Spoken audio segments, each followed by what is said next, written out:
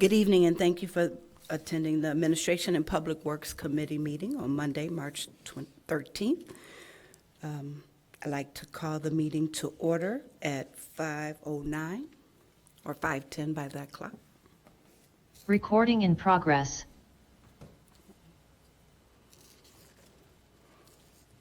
Can we have the roll call, please?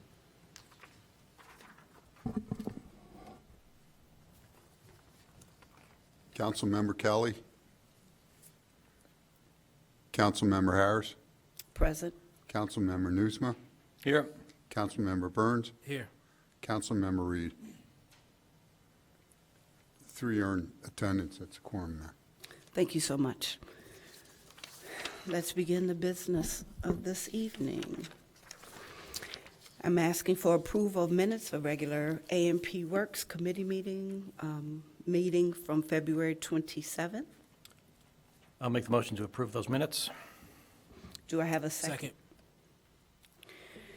I have a motion to approve the minutes from Councilmember Nusma and second from Councilmember Burns. Are there any questions or concerns with the minutes? Ready to go. All right, we can do that by voice vote. I always have problems saying that. All those in favor? Aye. Any opposed? Hearing none, the motion passes. Thank you. At this time, we will move to public comment, and I will begin with Deputy City Manager Stonebeck. Thank you, Councilmember Harris. I would like to take the opportunity to introduce Mary Dankwa. You want to come up to the podium, if you would, please? Mary's been with the city for just about 9 years now. She serves currently as the Assistant Division Manager for Human Resources, and she will soon become the interim Division Manager beginning next Monday. And I asked her to come because item A14, Resolution 23R23, appoints Mary as the City of Evanston's authorized agent for the Illinois Municipal Retirement Fund. So I didn't know if the council members knew her or not, so I just wanted to take the opportunity to introduce her. She's a ETHS graduate, and so she's a very good employee here with the city. Would you just take a few seconds to tell us about yourself and maybe your time here at the city? Absolutely. Good evening, everyone. Thank you for having me stand before you guys today. As Dave mentioned, I've been with the city for almost 9 years. June will make my 9-year anniversary with the city. All of my time has been with the Human Resources Division. Prior to coming to the city of Evanston, I worked in HR for Lurie Children's Hospital of Chicago. So quite some time in HR. The team that I work with, dedicated HR professionals. We work really hard together, and I'm looking forward to leading the team on an interim basis. Thank you. Welcome and thank you. Thank you.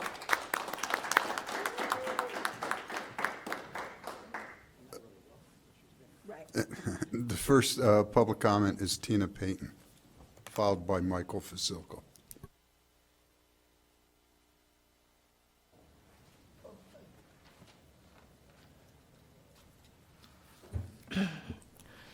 Good evening, everyone. My name is Tina Payton, and I would urge you to vote no to the following. A6, the site investigation for $28,000. Do not see a purpose for this. A9, Twigs Skate Park for almost $2 million. Now, I don't know if they're building the park or maintaining the park, but when we first had the discussion, it was supposed to be about $800,000. Now it's almost $2 million. This sounds like another Robert Crown. 1739 Brown and 1319 McDaniel Moore High School homes. I think 1739 Brown is in the 5th Ward, not sure, but we're saturated already. A liquor license, A17, for Soul and Smoke This is by the proposed Fifth Ward School, which is coming about now, and also by 3 worship facilities, or 4. The excuse for not approving or approving Double Clutch was before the school. Now you have a school. We do not need any more liquor establishments next to school and church of worship. I would say 818, no for the liquor license for the bookstore. How about coffee and tea? You claim to be concerned about children and learning. We do not need any liquor at the bookstore. It seems that the city is selling out for pet projects. And we need to step up, citizens of Evanston, and speak out regardless of you're afraid for retaliation. We need to hold your representatives responsible for what you want in this community. And you're spending big money, $7 million on dog shelters and everything. You pretend to be concerned about affordable housing. Where is the money for that? For the providers such as myself, and you come to me and ask me for an apartment, but you don't have the money because you're spending $2 million on a skate park. Outrageous and should be voted no.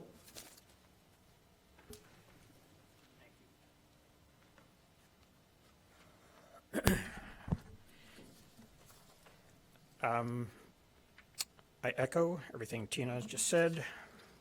Without repeating it, you spend too much money. Bills list, too much spent. But thank you for the electric vans. Dave. Thank you for the electric vans, Dave. The main reason I'm here is to get a double bite at the apple when it comes to the ARPA funds. Tina's right. You spend another $2 million on a skate park.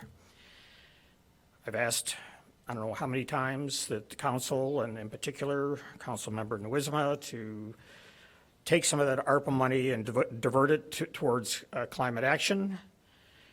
No one has done so. I'm advocating again tonight. I've sent messages to some of you to please consider that. What's up for the ARPA spending are second or third takings from some groups, and yet climate action falls again to the wayside. Climate action was number 6 out of 6 in your so-called goals list. I think you spent about 3 seconds talking about climate action during your goals meeting. But if you can find $2 million to spend on a skate park, you can certainly find as much or more to spend on climate action. It's an enormous problem. I get the impression council members just do not understand the enormity of the problem. And we live in Evanston, Midwest. You know, we don't suffer what California is suffering. But yet our pollution goes straight up and helps contribute to causing their problems. So I'm advocating, and I'll advocate again later, that you use some ARPA funds for climate action. Thank you. Thank you. Now we're going to go to the speakers on Zoom. First will be Patrick Hagman, followed by Eric Pitt. Mr. Hagman.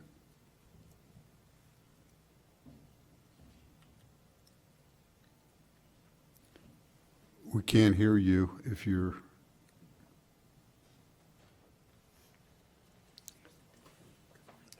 We will go to Eric Pitt then. Mr. Pitt.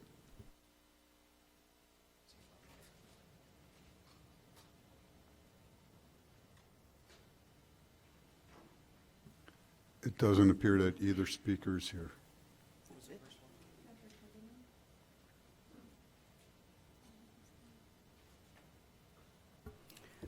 All right, thank you so much. They're not online to have public comment, so we will move to the consent agenda. Are there any comments or questions on the consent agenda? No questions. I'll remove A7, 'cause I think that's the only way we can table it to our next meeting. A7, okay. Any other? A6 and A9 A6 and A9. Okay, and A15 and A17.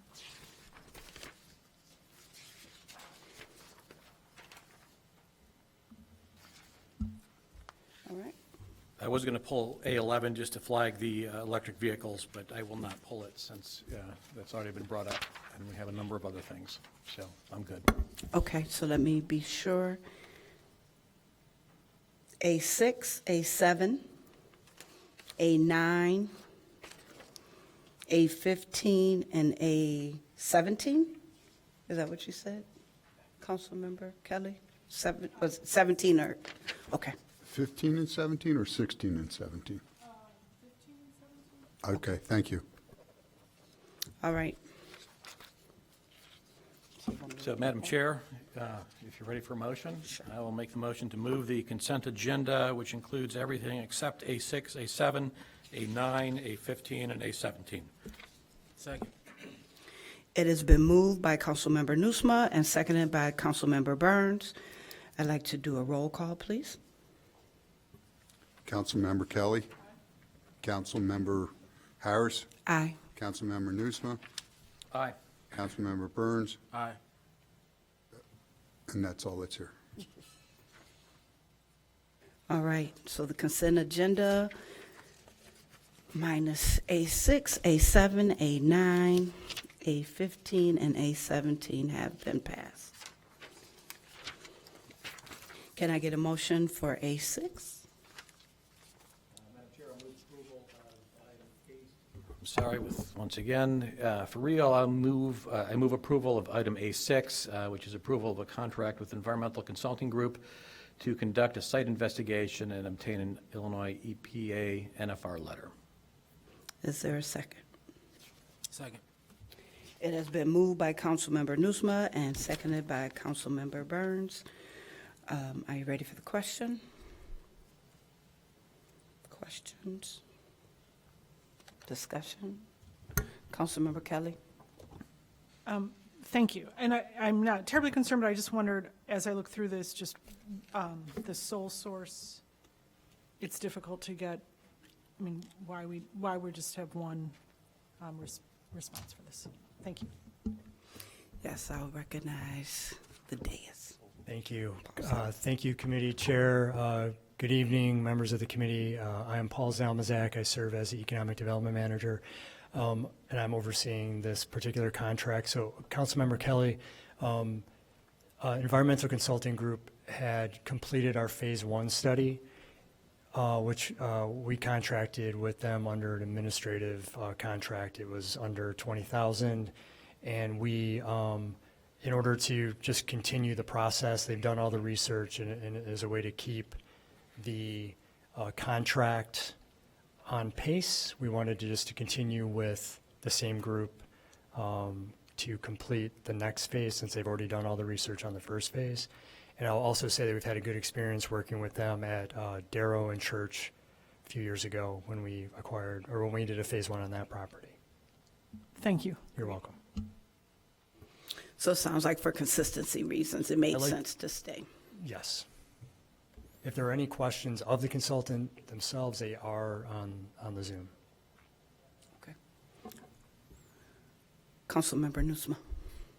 I just have some questions about the process and our plans to acquire this property and the timeline we have.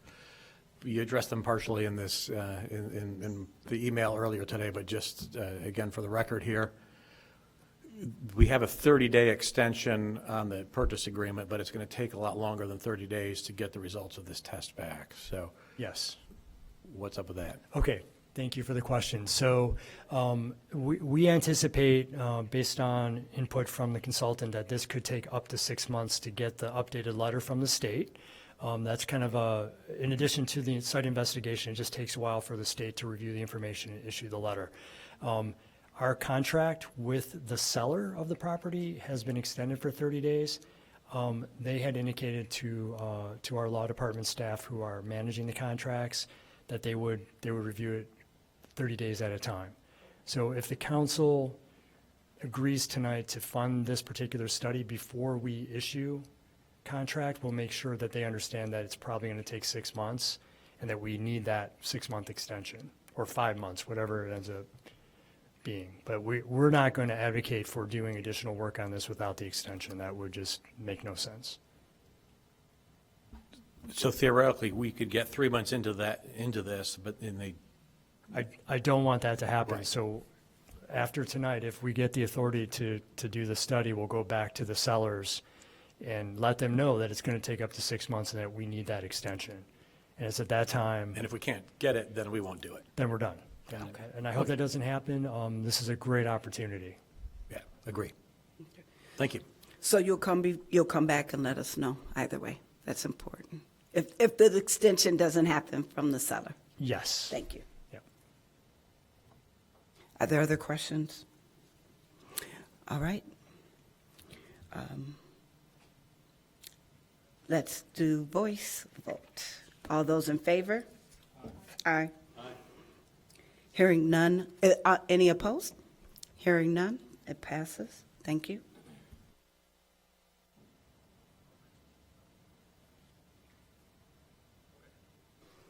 So I move item A7. It has been moved by Councilmember Burns. Is there a second for A7? I will second item A7, yeah, and also be happy to second a motion to table this. All right. Councilmember Burns.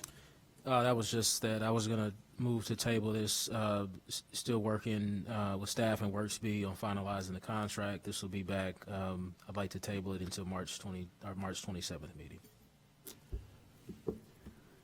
I'll second that.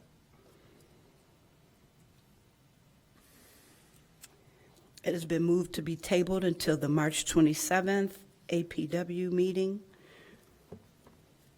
I'd like a voice vote. I cannot say that. All those in favor? Aye. Aye. Any opposed? Motion carries 4-0. Thank you. A9. Is there a movement on A9? Madam Chair, I'll move item A9, approval of a contract with Hacienda Landscaping for the Twigs Park Skate Park, which is bid 23-03. Is there a second? Second. It has been moved by Councilmember Nusma and seconded by Councilmember Burns. Are there any questions about A9 or discussion? Councilmember Kelly. Thank you. So I guess I just have a couple of questions regarding the subcontracting. So Hacienda will do will subcontract then for the skate park? Is that right?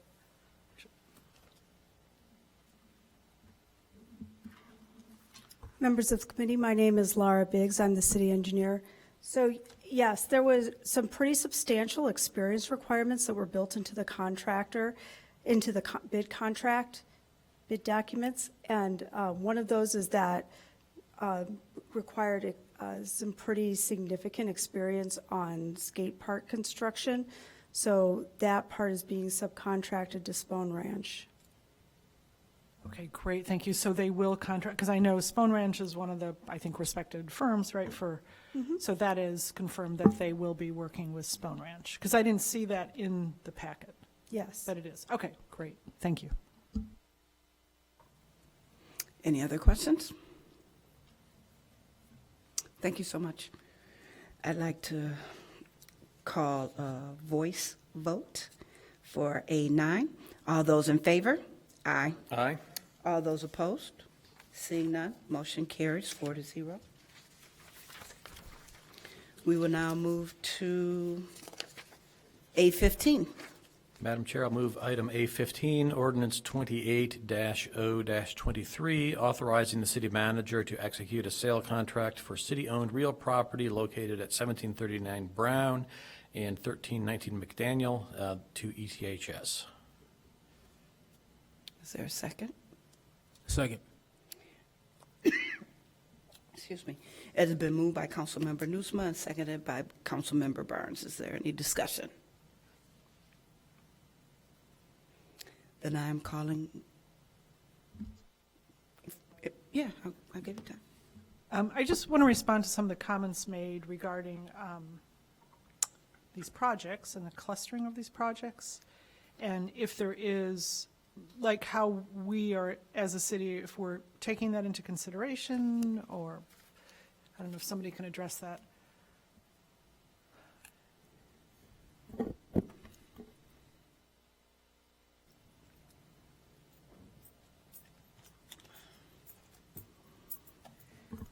Good evening, Chair Harris, members of the AMPW Committee, Deputy City Manager Stoneback, Sarah Flax, Interim Community Development Director.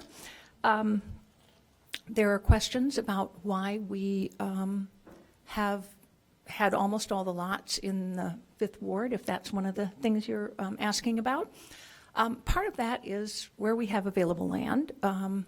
This program originally started off with properties that had been acquired through the Neighborhood Stabilization Program that were, by their requirements, either in the Fifth Ward or the Eighth Ward, actually in 2 census tracts.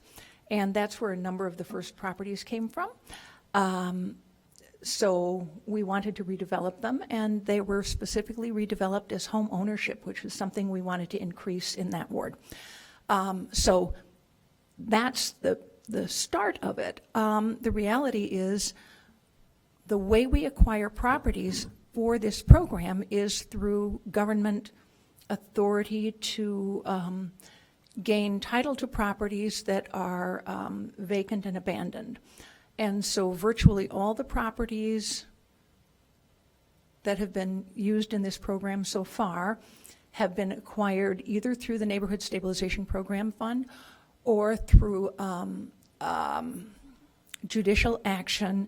For example, the 2 properties tonight were both vacant and abandoned. The homes were in terrible shape, past rehab. We got court orders to demolish because they were a danger in the community and they're a blighting influence. We then went through a long court process to get ownership of the property to redevelop them. So that's really how most of these have come into our ownership. And they address when they are built as homes, redeveloped. They fill a very important gap in our affordable or moderate income housing, and that is home ownership for people up to 120% of the area median. All of the homes are put in Community Partners for Affordable Housing Land Trust.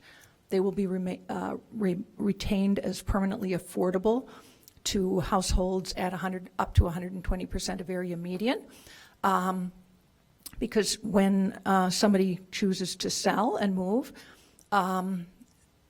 it resets and has to be sold to somebody at that same income level. That is about the only way we have had any success in retaining affordable home ownership over extended periods of time, and it is a best practice nationwide for accomplishing that. The Fifth Ward especially has suffered a great deal in terms of its change in its mix of ownership and rental, and a number of people who have come out in opposition to development of rental housing have actually said they want home ownership, and this is one way we're building it. Okay. Thank you very much. Councilmember Nusma? Thank you, Madam Chair. Director Flax, if you could kind of fill me in again on the conversation we had earlier this afternoon about CARP compliance for these houses and how we can encourage that to happen. We are working on that. The high school actually uses its funds to do for the building of the house, the materials. The students build the shell, but the high school then also has to contract to have the electrical and we're not going to have our students doing work that's required by licensed plumbers and electricians, obviously. Also, it wouldn't be possible because it isn't done on the high school site, it's done after they are moved. And the high school has limited funds for that, and the amount that we sell the properties to never really makes up for that difference, so they're always a bit behind the eight ball. We have been working with the high school. We're talking about how can we get the houses to be all electric. I'm getting pushback on that for the next one, but we're working on it. And I think that I'll continue to work with Kara and other people to find sources, whether it's through some of the ComEd programs or other things, to actually help offset those costs, because it's something we really want to see, not just for Evanston, but also for our lower income homeowners, to have a CARP compliant house that is also going to be energy efficient, safer. It'll take away, when you don't have gas stoves, you don't have the emissions from that gas stove that affect people with asthma and things like that, which is historically worse among our lower income residents and among people of color. So there are all kinds of reasons to pursue CARP. We're doing that. I just don't think we'll get this year's house up to that standard yet, but we will.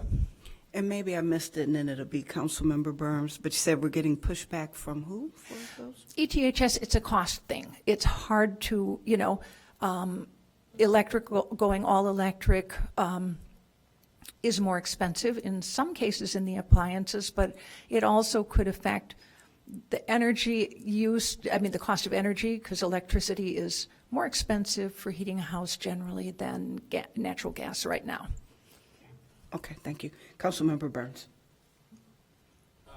Yeah, Sarah touched on everything, so I'm good. Okay, thank you.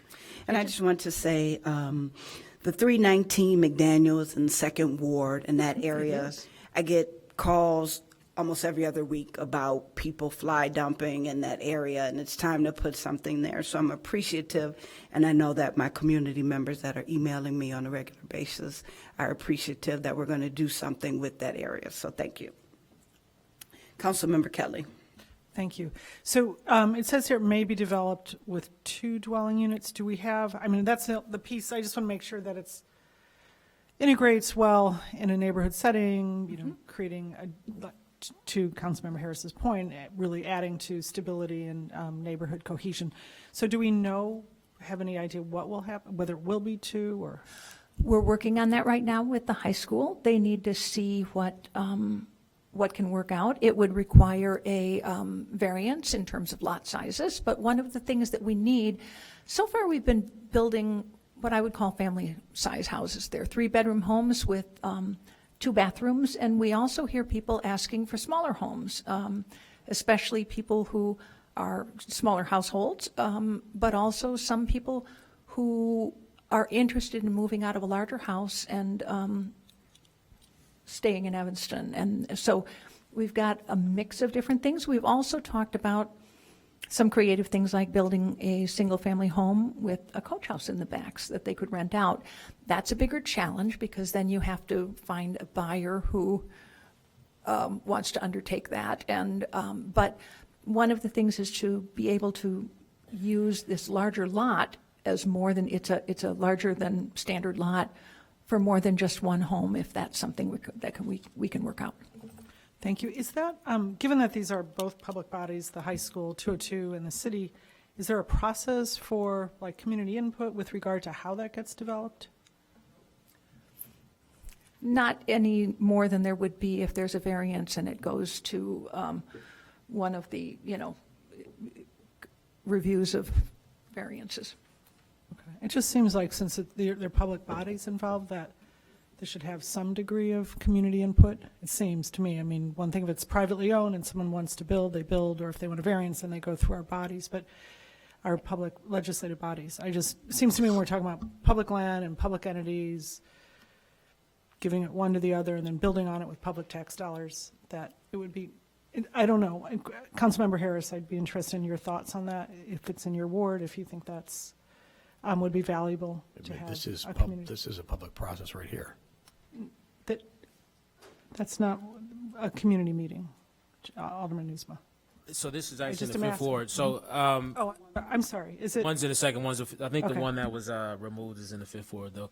So I think we could add public process. The ones prior to this were all single-family houses, straightforward. They had done a bunch of them before, at least a handful of them before, I should say. I think because I think might move away from the single-family house into something else, it could warrant some discussion, but, I mean, we can have it at a ward meeting or figure out a way to do that. But I think before it was the same house, and the program didn't change much at all. And it was, my understanding is this program, there's a priority for District 202 employees, so everything pretty much worked the same. It was built, on campus and at Evanston Township High School. It was then moved typically during the summer to its location. It was the same single-family home. Literally, the design didn't change at all, and I don't think it really necessitated much community engagement. But if there's some change now, I mean, we could figure out how to add an element to it. Well, we'll work with Councilmember Harris at her to get whatever community involvement she wants, because the larger lot is in the second ward. Yeah. the one on Brown is single Is a family. very standard one. That That's one what I will thought. be, Okay. that will be All the right, so next then, house. That's up to Councilmember And, Harris. and your point is actually, Councilmember Burns, you're right. For the most part, the house is the same basic style. The only one that was different was the absolutely first one, which was a single-story house. On Jackson, On yeah. Jackson, Yeah, yes. yeah. Mhm. Councilmember Nusma. Yeah, I just want to weigh in further. It's regular house that meets the zoning requirements. Would see no reason for a public process there. Right. If we're doing something a little bit different, Yeah. putting two on one, it would be a zoning variance, and there would be a public process. And we're not at that point yet. We have Right. not made that decision. We have not figured out if the high school can accommodate that and that if that's something that we want. So if we get to that point, we can make that decision. And we actually have really good awareness in the neighborhoods of these ETHS houses because we get people who come out and watch and see them moved. We have had, in past years, we've had high school kids and the high school staff come when some of the properties have been transferred, but in this case, we just are bringing them to council. Thank you. Seeing, yes, Councilmember Kelly. Thanks. So, okay, just so I understand, would we consider hearing a resident has a comment on this, or no? Okay.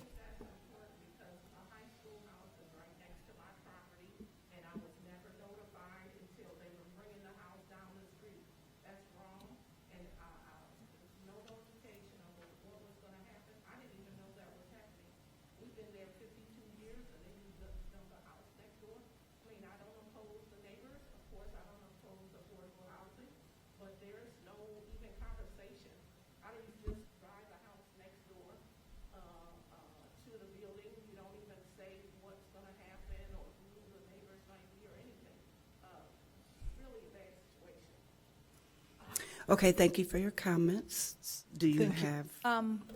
Before every house is moved, the houses immediately along the route are flyered, and they are given, it's actually done by the high school, and it describes the route, it describes what will happen with the house, that it will be finished and it will be sold, and it gives information, Community Partners for Affordable Housing's phone number, so that if people are interested in purchasing, they can contact Community Partners for Affordable Housing.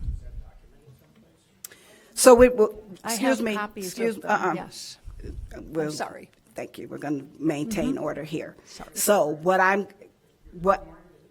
not, excuse me, what we're going to do is maintain order and still get to the business of today. So I will address Ms. Patton, and I will make sure that the areas get notification prior to, I will personally make sure, you can trust that when these houses are moved and decided upon, I will make sure that that happens as a council member personally, and I will touch base for the 5th ward, and most definitely for the 2nd ward, I will know because I'm there. So it will be my expectation, but it is also my belief that it may not have happened in the past, but Director Flax will make sure that it happens. So I appreciate that. Thank you.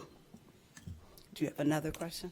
Yeah, so, thank you. And I'm glad to hear from you, Councilmember Harris, that, this is a welcome to have this area developed. So so it says here it might be one or it might be two homes.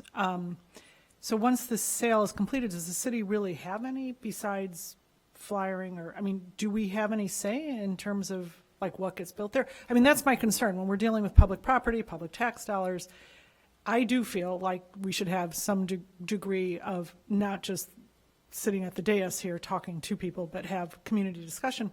So, what happens after this in terms of what the high school decides to build?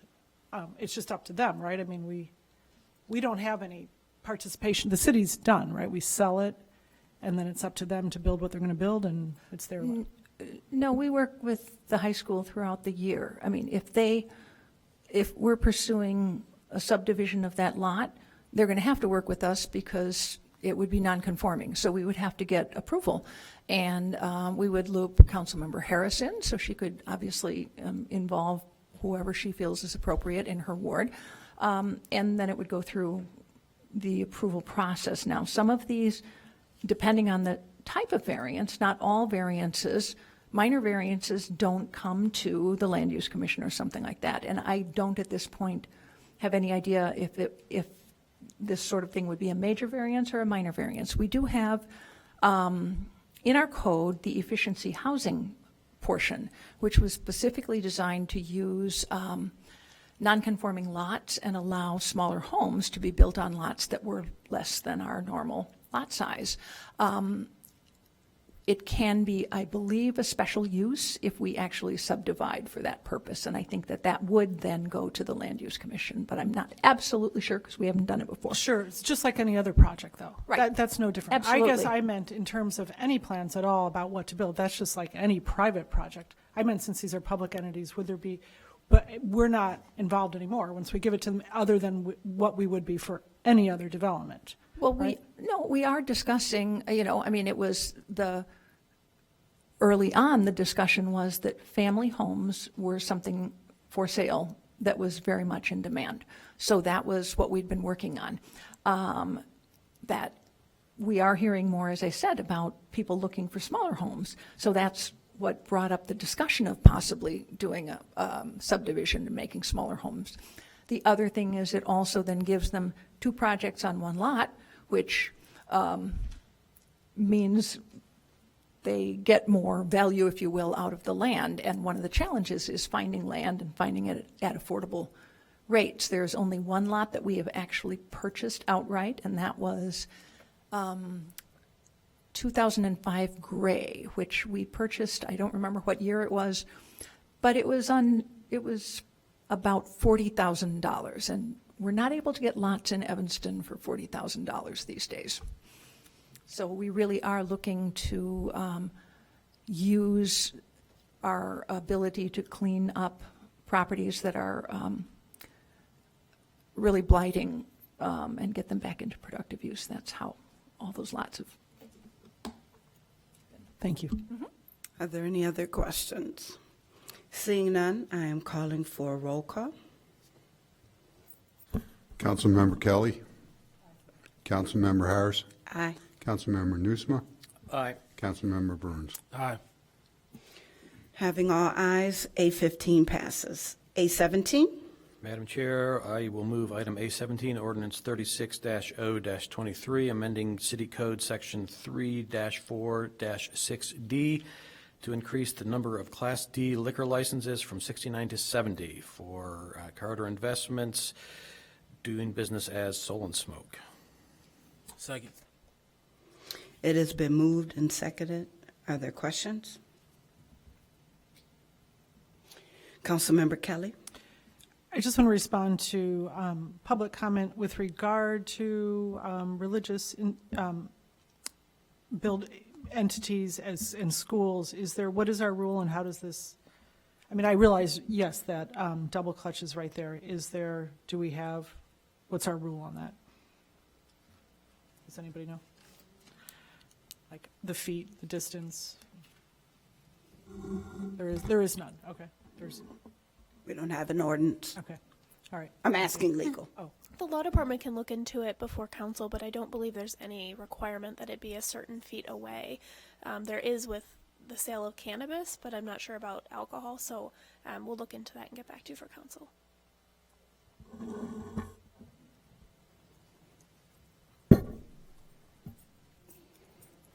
I think that is a good question, to just make sure that we're keeping our students safe in an environment that is healthy for them and that it's not blighted with alcohol, cigarettes. Good question. so is that something we should wait then to get feedback? We can, maybe like to table it. I mean, we have, come on, I mean, we have, this is not a liquor store. This is a restaurant that serves liquor as a beverage option. I think we can get this answered in between meetings. If this is a new standard we're going to apply, let's go back and apply it to every other restaurant that's within proximity to a church. And if, as I've said, even around the cannabis issues, if that's the new standard, then let's apply it fairly across the city. But I don't think this requires we can, let's wait to hear back from legal before we can always hold if we need to at council. Okay, Councilmember Kelly and then Councilmember Newsome. Yeah, I wasn't referencing new, it was just to understand what we currently have on the books. And I think Yeah. it's a good question that the resident brought It up. is, and one that I think we can get in between meetings, as Attorney Ruckey just stated. Councilmember Newsome. Let's move this forward. We've got private schools downtown with restaurants next door across the street that sell alcohol. Let's fill this out of committee. If we want confirmation from legal, we can get that before council, but let's stay on schedule tonight. Any other questions? All right, roll call. Councilmember Kelly. Councilmember Harris. Aye. Councilmember Nusma. Aye. Councilmember Burns. Aye. It passes 4-0. Yes, and with that said, we will adjourn the Administration and Public Works Committee meeting at 5:52, and AD starts at 6. P&D will start promptly at 6. Thank you all. Recording stopped.